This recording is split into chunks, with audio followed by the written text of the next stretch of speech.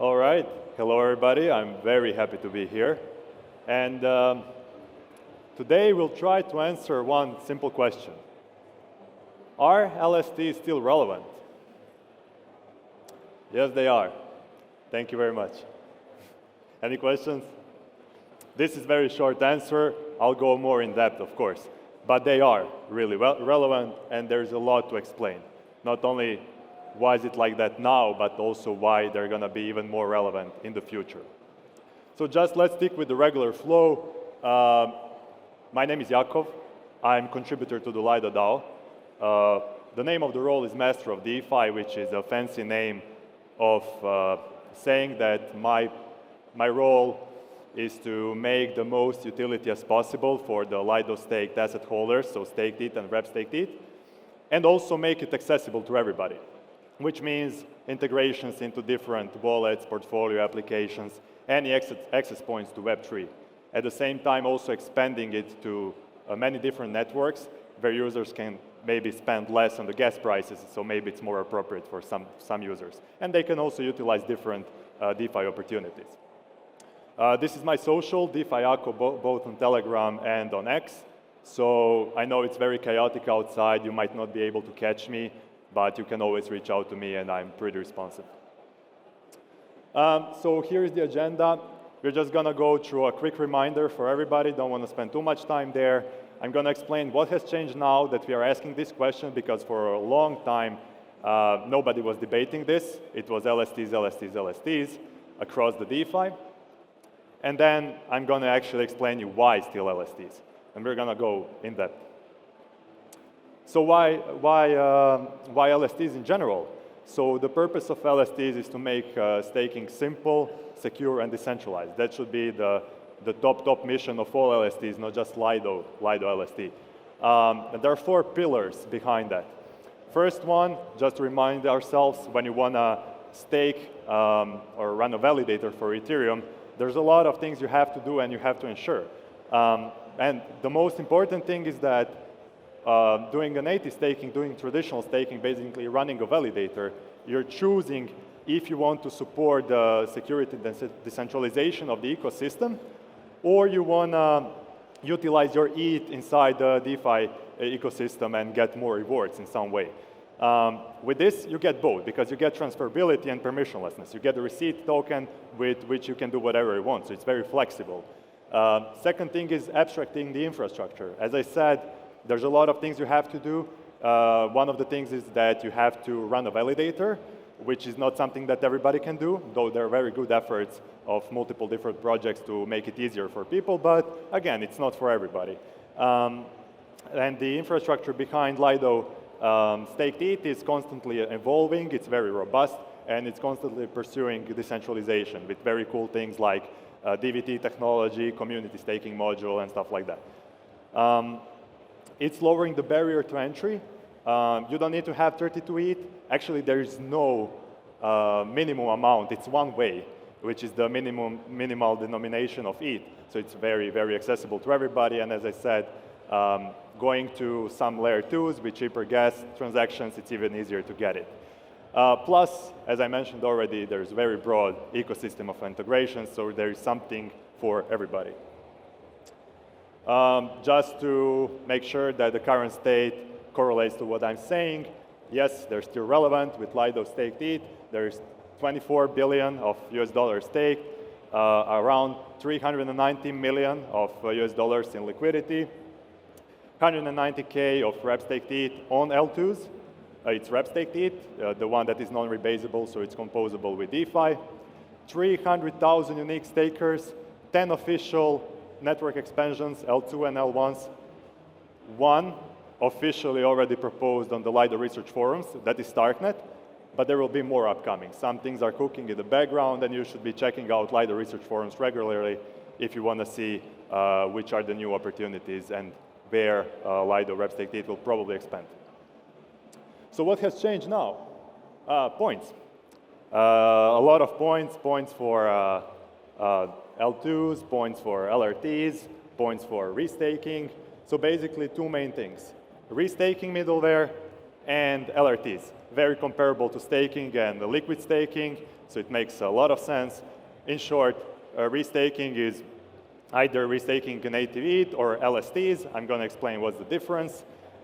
Basically, it's reusing the value of already staked ETH to secure some other services, which are part of the Ethereum ecosystem or maybe some other ecosystems.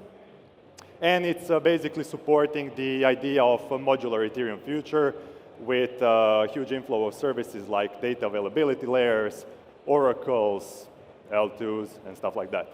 And then LRTs are just a receipt on top of that. But that's correct at the moment, because this is phase one. This is phase where there is no slashing.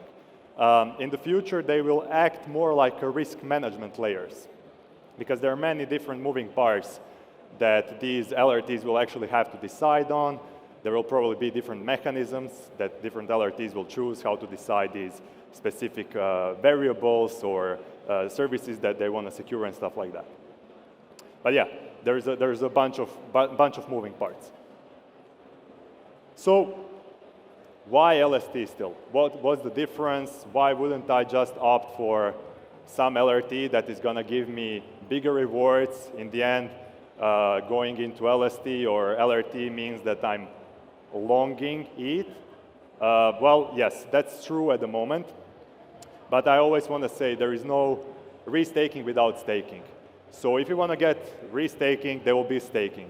And you don't really want to build, as I wrote here, a city on the mud. Because it's either going to be very bad or it's either going to be very costly. What I'm meaning when I'm saying that is that you really want to use really robust infrastructure. If you're building a restaking business, why would you build staking as well? It doesn't make a lot of sense. Focus on your expertise, focus on your niche, and utilize something that's already developed. I mean, for example, Lido has around 150 contributors that are working full-time, contributing to Lido DAO, along with all of the externals, just to make a very simple product, which is staking middleware. So it probably makes more sense to use something like that. And then I really want to dive into what it means, aside from the infrastructure point, what it means when it comes to the utility in DeFi. Currently, as I said, it's very comparable to LSTs. You take an LRT, it's a very good collateral. It's pretty much Ethereum staking, validator rewards, plus points and the promises of future airdrop, which is very exciting, especially because nobody really knows what will be the size of these airdrops. So you just want to compete and get as many points as possible. And it's very stable, it's very predictable, aside of obviously additional smart contract risk that goes without saying, but you have that with everything, whatever you want to do. This is phase one. Phase two is when slashing gets introduced, and phase two is when we see those points actually replaced with tokens, with the regular inflation, with regular productiveness of these underlying services. And what we are seeing currently, for example, is that there is so much supply in the restaking layer, and we don't really see these services being productive. We don't really see these services utilized enough so they produce any meaningful amount of rewards to satisfy such a huge supply. So that's a very tricky situation. And I think it's going to take quite some time. Unfortunately, what I'm also seeing is that we are kind of moving a lot of different things that were not necessarily meant to be services to become services and borrow security from restaking just because of the hype narrative. I don't like that approach. I don't think that's a long-term approach, but some of these services might succeed with this pivot. And I'm really excited to see what's going to be happening with that. When it comes tricky, when it actually becomes tricky is with slashing. With slashing, this asset becomes completely different from the risk management perspective.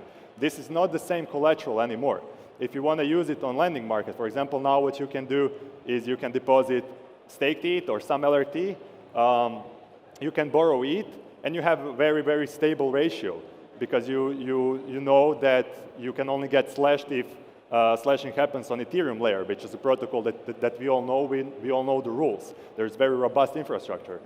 But then when you get some oracles, when you get some data availability layers, a bunch of services with their own rules and slashing, at that moment, you're not really sure that the principal will not get slowly eaten if a lot of bad events start happening.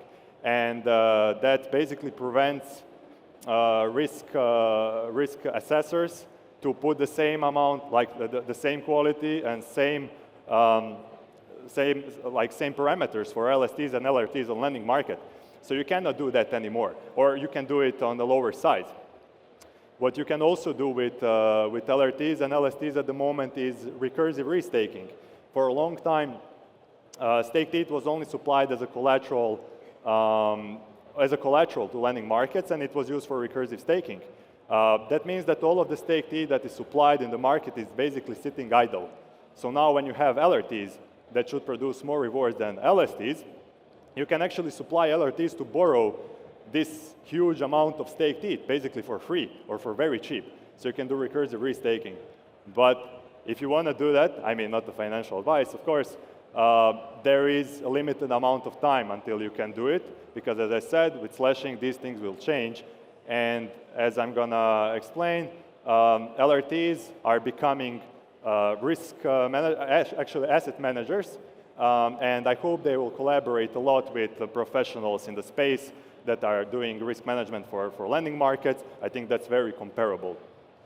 It's going to be very significant, not only choosing the services that they're going to secure, but also choosing the restaking middleware. There are a lot of options like Karak, like Eigenlayer, like Symbiotic, also node operators, and then also the assets that you can restake. Initially, it was all about restaking ETH or LSTs, but now we see restaking of stablecoins. We see restaking of pretty much anything that there is there. How to manage all of that? Well, I don't know. There is many different options. I just hope it will be very transparent. And I think what's going to come out of all of this is that we are not going to see like one big LRT. I think we're going to have more popular LRTs than we have LSTs. Why? Because LSTs are very simple. As I said, they're very comparable between one and each other. All are following the simple rule of Ethereum protocol, and where it differs is the underlying infrastructure. So you choose according to your preferences. When it comes to LRTs, one will be more conservative. It will only support restaking to a couple of services, but it will offer lower rewards. Maybe it will be a better collateral. Another one will be more degen. It will restake to multiple services. It will offer huge APR, but maybe it's not such a good collateral because it's unstable. The APR is unstable. So that means, at least what I think, is that we will have more action between different LRTs. Some users, some type of users will be more conservative. They will try to do recursive restaking using more conservative assets. Some will opt just to like holding an LRT that is producing higher amount of rewards. But definitely LSTs are here to stay. There is no doubt that LSTs will still have a place.